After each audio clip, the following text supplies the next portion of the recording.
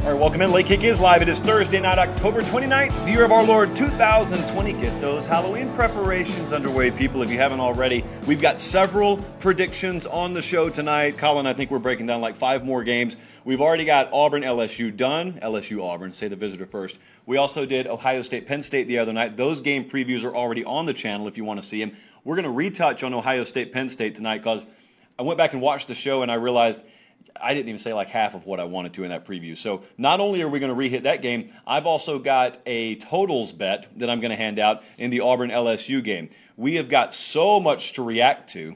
It's kind of like an off-season to lead the show in a sense because normally once we get into the season, we're just talking about games. And we're going to talk about Texas, Oklahoma State tonight, but we've got to talk about a lot of other things going on with Texas. Those of you with your ear to the ground know exactly what I'm talking about. If you don't, stay tuned. You'll know in like 2 minutes. Also, best bets, we are 61.2% against the number so far this year. We got 5 more big ones coming your way tonight. And a final reminder before we start the show, if you haven't already, subscribe to this here 24/7 Sports YouTube channel. We are over 33,000 and counting, which is big, Colin, because a few months ago we were at like 6,000 when we started doing the show. So really good growth, but I think we can do better. You know, why not get like 1 million? Probably can't get it done by the end of this weekend. Could be 1 week, could be 2 weeks, but let's aim for that. Even if we fall short, we'll probably still reach a pretty lofty goal. Speaking of goals, the goal at Texas to win a national championship, right? I think that's fair to say as I look around a room that's empty. I think it's fair to say that the goal at Texas should be nothing short of competing for national championships. Well, you remember on October 10th, when we were leading into that weekend of October 10th at least, and the Red River Shootout was coming up, and it was the Oklahoma, Texas, one team really wants to win, the other team has to win sort of deal, and that's how we framed it, and I framed it that way for a reason. I rarely talk about must-win games. I save that phrase to use only in the most intentional manners. Well, I was intentional that week, and I told you, I think Texas and Tom Herman, they have to win this game. It'd be nice if Lincoln Riley and Oklahoma could, but Texas has to win the game. Well, they didn't win the game.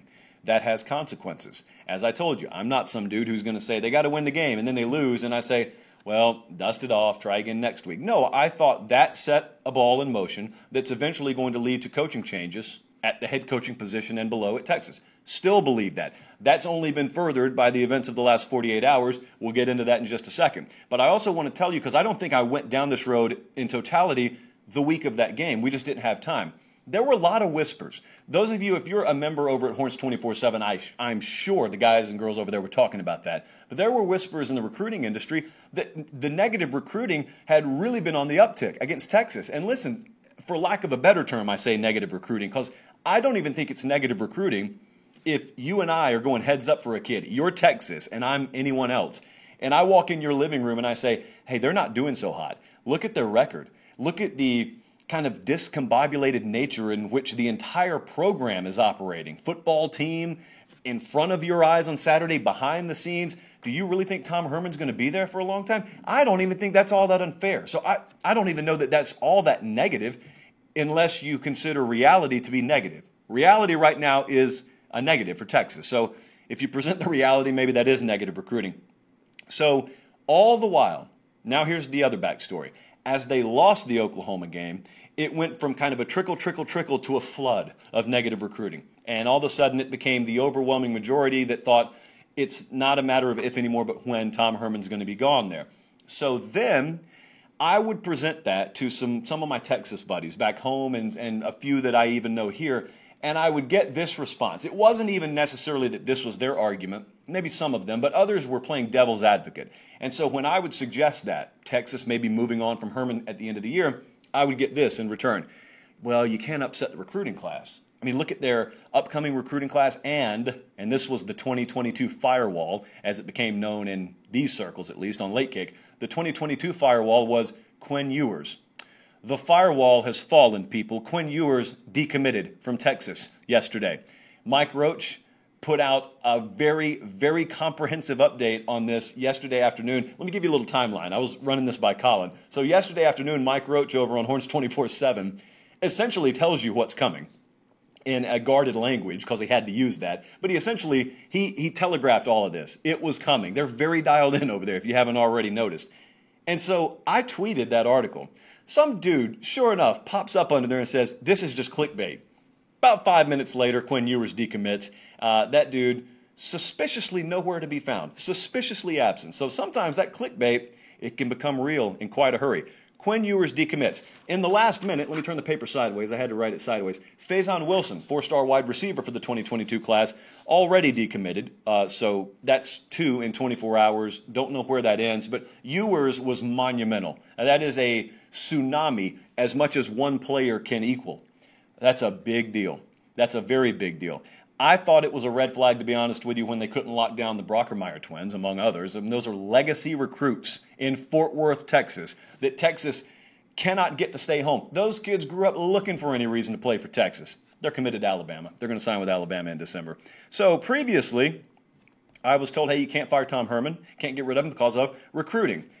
I don't have anyone telling me that anymore. So I'm searching now. Anyone out there who wants to remain in the devil's advocate category, I want you to tell me, what's the argument? Because that one's irrelevant. I mean, recruiting is leaking. It is leaking really bad right now. Ewers also, according to Mike Roach, after he decommitted, he shared this little tidbit. I don't know if you guys read this. I know you guys probably in Longhorn circles did.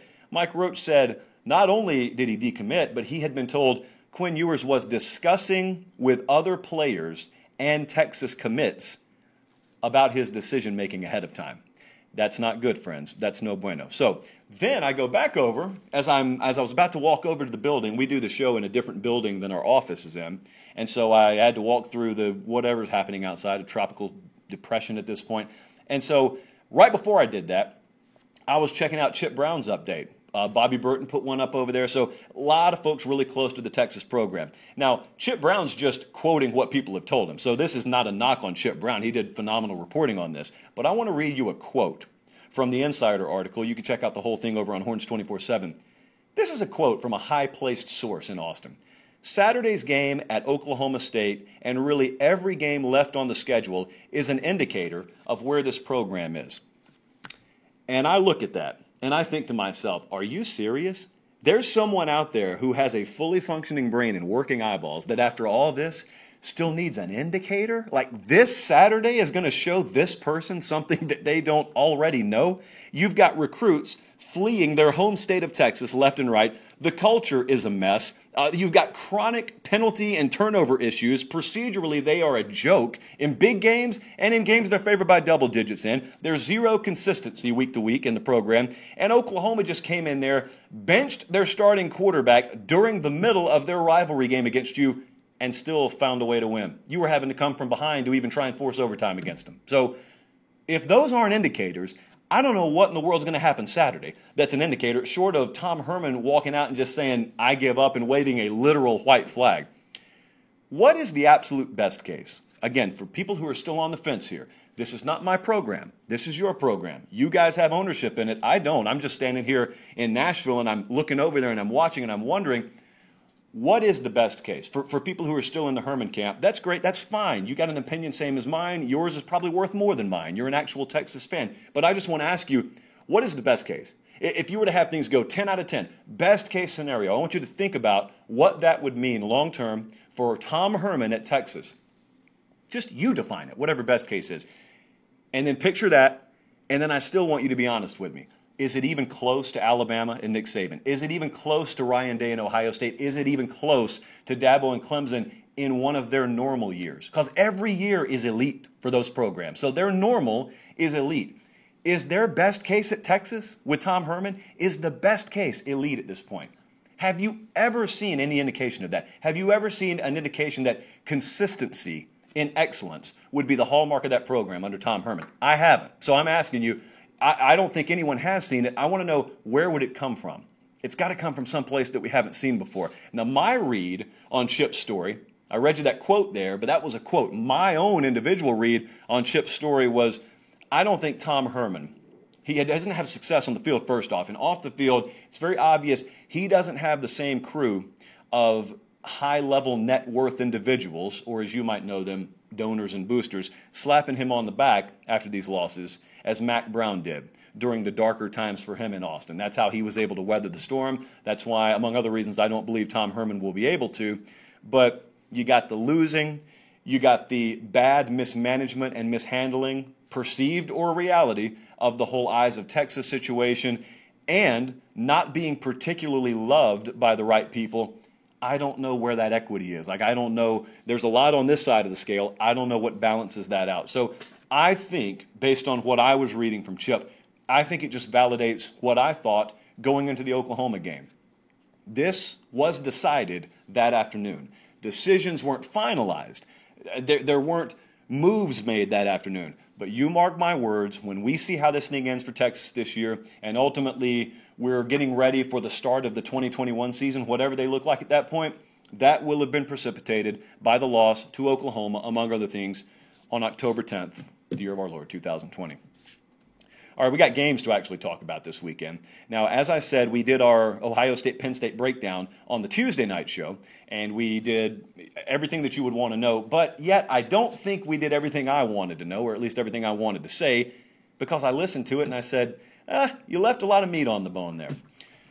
So let's chew the rest of the meat off the bone. Let's lick it clean here. Ohio State is, as of tonight, still about a 12-point favorite on the road against Penn State. That's the 7:30 Eastern game on ABC. I want to kind of draw parallels between this game and the Georgia-Alabama game a couple of weeks ago, because it seems like every time we have one of these few elite teams, Bama, Clemson, Ohio State essentially, it seems like every time we have one of those teams play a legitimate challenger, someone they're going to be less than a 2-touchdown favorite against, in other words, there are these same list of questions that people pull out of their back pocket. And they unfold the paper, and it says, is the gap closing? Okay, that's one of the quotes. And that's the question that everyone wants to know about this one. Is the gap closing? You know, is recruiting getting better for Penn State? How wide is the gap? I never pay attention to the gap until quarterback is solved. And I don't know that quarterback, I don't know that you would describe that position as having been solved in this matchup against Ohio State. So go back to that buildup, the Georgia-Alabama buildup. All that talk all week, we contributed to it. We talked about it on this show too. All that talk about roster comparisons and Georgia, in the team talent composite, they had pulled even, maybe even slightly ahead of Alabama. There were all sorts of position matchups and position breakdowns. And yet, what happened? When we got to Saturday, what happened? All of that, a lot of it was true. There was a lot of validity in it. It's happening here too. It's happening in this, because you could look at the Penn State-Ohio State matchup, and you could say, you got Wilson, you got Olave, they got a really good wide receiver core at Ohio State. And then you could look in the secondary, and you could say, hey, Penn State, probably the best set of defensive backs, at least that Ohio State will face, at least in the regular season in the Big Ten. I don't argue with that. I don't take much issue with that. You could say this combination of their offensive line at Ohio State, obviously Justin Fields, this passing game, that is an elite combination. But then you could also say, well, Penn State's got a lot of depth and versatility along the defensive line. That linebacker core can get after the quarterback. Ohio State didn't show the ability to tear away chunks of yards in the run game in week 1. I think Nebraska had a lot to do with that. And so you could come up with all this matchup stuff you want to. Those things all have shades of truth to them. But now I kick it back to that Georgia-Alabama game, and it taught us it's probably going to come down to quarterback. You could dumb this stuff down so much if you just about 8 times out of 10 in these bigger matchups said, hey, who's got the better quarterback? I think I'll just take that team. Can't promise they'll always cover. Can't promise they'll always win. But I think common sense will tell you it gives you a little bit more advantage than just, well, you know what? I really like the outside linebackers versus the slot receivers' inability to really control the perimeter here. Great. I mean, that may happen. It could happen and you still get beat by 17 points. So the gap, yeah, the gap's there. But, man, even if they had closed the gap, even if the rosters were a lot more comparable, it's going to come down to quarterback in all likelihood. Now, here's what's interesting to me. And we kind of touched on this the other night, but I wanted to dive a little bit deeper into it. What's interesting to me is if you're Penn State, if you're Kirk Ciarrocca and that offensive staff, what do you think is the best way to approach this offensively? What gives you the best chance to win? Because you can go 2 schools of thought here. You can either look at it and you can say, all right, they got a lot of explosive elements over there on their offense. We want to keep them off the field. We want to play ball control. We want to play keep away. And so we want to bleed clock, but at the same time, you got that option. Or you got the other option. You could look over there and say, yeah, they're loaded, but man, that's a green secondary. Yeah, they're loaded, but they're not exactly proven along that defensive line. Maybe our best shot here is to do the inverse of what we did against Indiana. And let's run some tempo on them. And let's count on being able to manufacture some confusion in their secondary. And let's get our yards and let's get our potential points that way. You know the risk there. I'm not so sure the reward makes sense a little bit more in the second category, because if you tell me that you're just going to try to slow bleed Ohio State to death, if you tell me you're going to try and suffocate them, I'm going to tell you you're going to have a long evening ahead of you. I don't care where you're playing. I don't care how many people are there. You're going to have a long afternoon. I think they got to try something offensively, philosophically, pretty radically different than they did last week. And to be honest with you, I think that probably was in the cards even if they had won last week. I don't think it's going to be a desperation reaction to losing. I just think philosophically they probably look at this and say, this gives us our best chance to win. How about some other Week 9 predictions, shall we? We've got 1, 2, 3, 4. I got 5 games for you here, so let's roll into this. And remember, if you want to see the prediction videos for the Ohio State-Penn State game, the LSU-Auburn game, those are already available on the channel. Let's start in Lexington, Kentucky. Georgia is a 16.5-point favorite at Kentucky. That line, I think, a little while ago probably moved to 17 in a lot of places. This is a Saturday noon Eastern time kickoff on SEC Network. Here's a question for you. Last time you saw Georgia, you remember when it was? It was all the way back in that Alabama game. They had some games moved around. Well, a game moved around, and so you have not seen them since then. How are they going to look coming out of a bye? Because I can tell you how Kentucky's about to look. Pretty motivated. They come off a pretty humiliating defeat at the hands of Missouri. We're going to see Joey Gatewood get his first start. That was made official today, rumored all week. Terry Wilson not able to go Saturday. So Joey Gatewood, the Auburn transfer, going to get the start for Mark Stoops and company. Now, a couple of things that I think it's pretty safe to assume here if you're Kirby Smart. Kentucky is probably only beating you if you turn the ball over. That's been Kentucky's MO this year. When they force turnovers, they win. When they don't, got a little bit tougher time. Here's the second thing that I think you can assume if you're Georgia. This offense has to expand and diversify, not to beat Kentucky. But you got Florida coming up. You eventually maybe have another matchup with Alabama coming up. So you can either choose to look at this Kentucky game as a one-game season, or you can come out of your bye week trying to put a new foot forward here. And we have no reason to believe JT Daniels is going to shock everyone and run out of that tunnel Saturday and start. Crazier things have happened, of course. But regardless, I was told irregardless has been added to the Webster's dictionary, actually. So why not? Let's use it. Irregardless. It still feels weird. Regardless of which quarterback plays, don't they have to open things up a little bit? But then you kick it back and you say, well, if you do, hey, you're probably giving Kentucky the only real shot they'd have, because defensively you can shut them down. We are going to have a play on this one a little bit later on. I'm going to give you the prediction. Now, I'm going to take Georgia to win. We're going to take Georgia to cover. And I'm not done talking about this game, so stay tuned later in the show.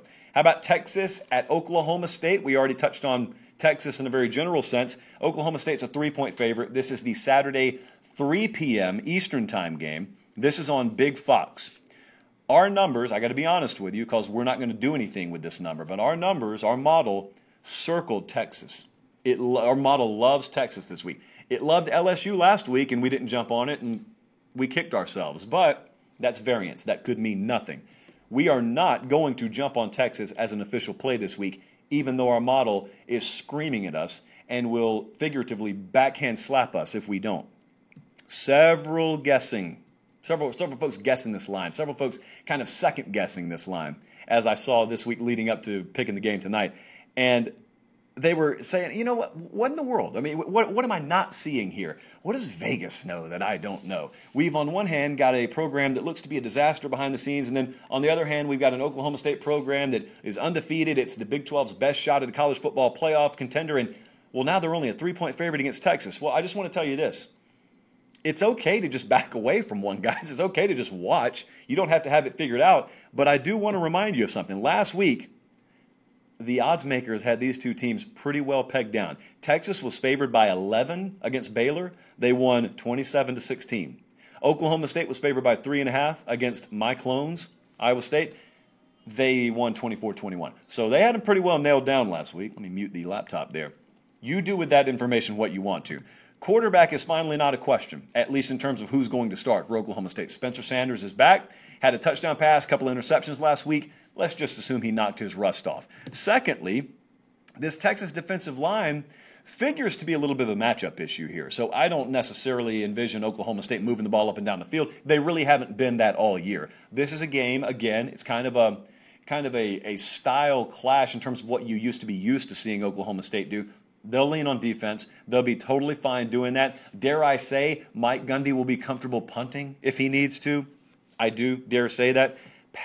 Possessions are going to be at a premium Saturday.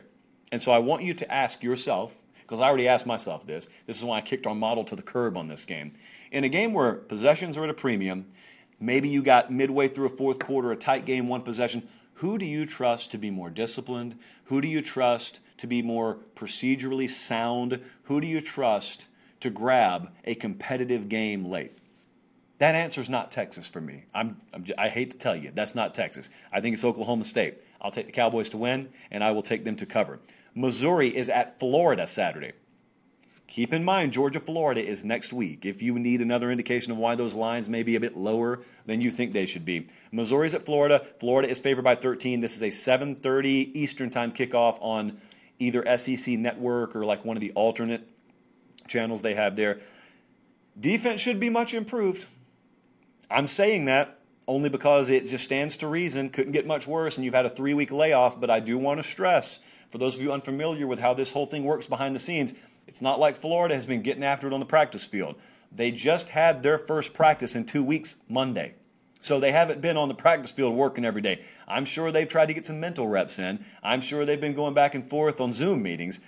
I don't know necessarily how much improvement it's fair for me to expect here, but yet I still do expect it. And I hope I see it. Now, the question mark here is on the offensive side. Because I think a lot of you, at least according to the predictions I've looked at, a lot of you are kind of assuming, well, this Florida offense will pick up right where it left off. Maybe it will. But we've also observed teams that have had to inadvertently take a few weeks off. Sometimes they have a little rust issue. Fortunately for Florida, Missouri probably not an offense that's going to run away from you, even if you have struggles early. But I'll tell you what they do. Missouri, what they do is they force you to be assignment sound. And that's not necessarily been the hallmark of Florida defensively this year so far.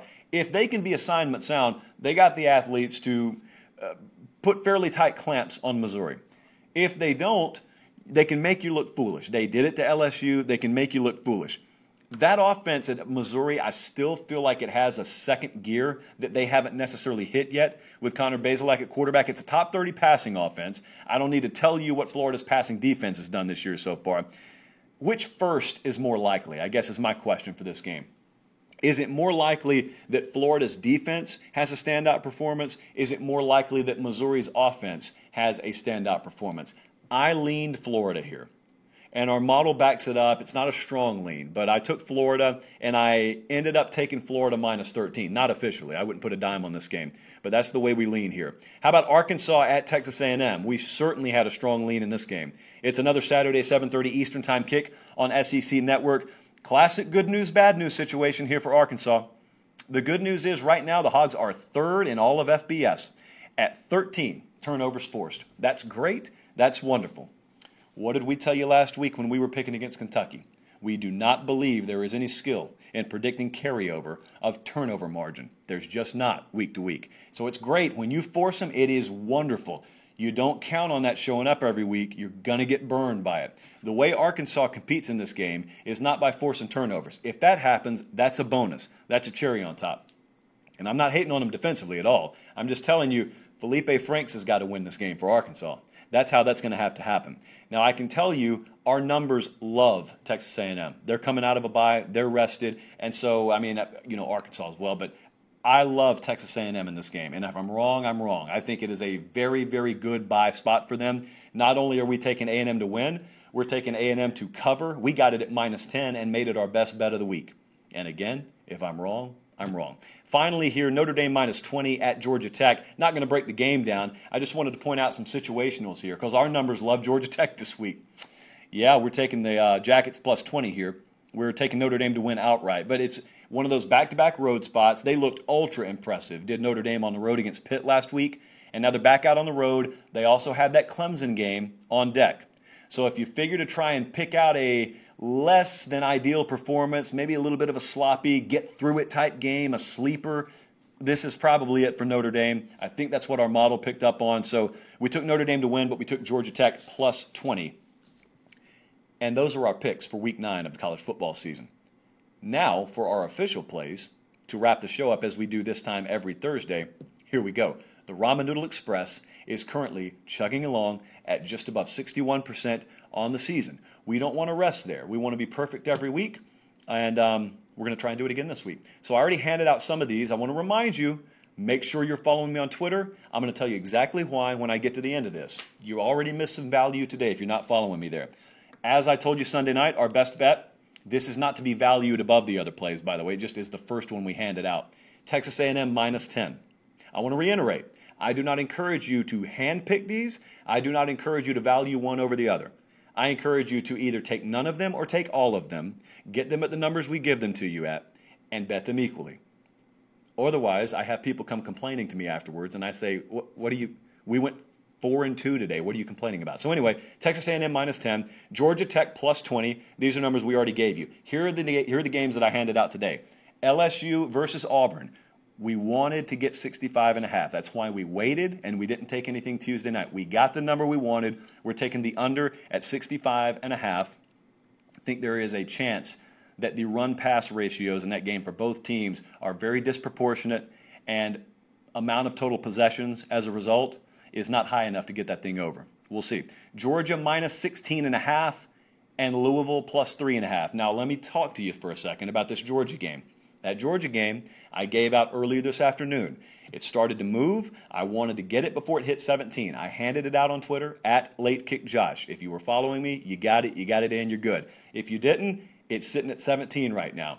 And while we still like it at 17, we got Georgia winning by, I think, 21-ish.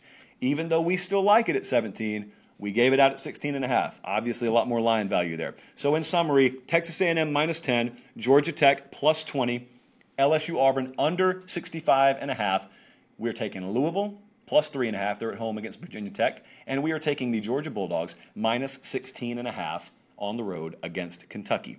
There is a very sneaky good late afternoon slate this weekend. I know there are a lot of big games on deck. This time next week, we'll be all in on Georgia, Florida. We'll be all in on Notre Dame, Clemson. But, I mean, think about what Arkansas has the capability of doing this weekend. Think about potentially the unforeseen mid-fourth quarter upset alerts you could get with Missouri, Florida, or Kentucky, Georgia. What happens either way in that LSU-Auburn game? I was doing radio with Mark Ryan today on ESPN Upstate, and I used a WrestleMania 17 reference. Remember it vividly. One of the best pre-match build-ups of all time. And as you've got Steve Austin and The Rock walking down the corridor in the Houston Astrodome to the ring, you got Paul Heyman saying, this is the time. It's the match that both men need to win, and neither man can afford to lose. That was only 19 years ago. So the point is, neither man can afford to lose that game. They both want to win it. Neither one of them can afford to lose it. What are they saying about Ed Orgeron if he's already lost 3 games before he even plays Florida or Alabama? What are they saying about Gus Malzahn if he loses a game Saturday? I can tell you what they'd be saying. They'd be saying, you ought to be 1-5. We're like a 1-5 team right now.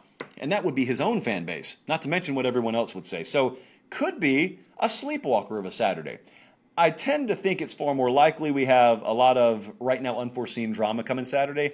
The skill, or lack thereof, is don't really know where it's going to be. So that's why we're going to be here Sunday night for you to break it all down. Also, make sure you follow me on Twitter. We have a lot of fun there on Saturdays. I'm not necessarily a full game live tweeter, but I drop in there. I drop a few dozen comments probably on Saturday. Not to mention, we may not be done with our official best bets for this weekend. Frequently, I'll put something out on Friday or Saturday morning. No guarantees, but follow me just in case it happens, at Late Kick Josh. For Director Colin, for Tani and Jordan on the podcast side, I'm Josh Pate. Thanks for watching Late Kick Live. Have a great weekend, and God bless.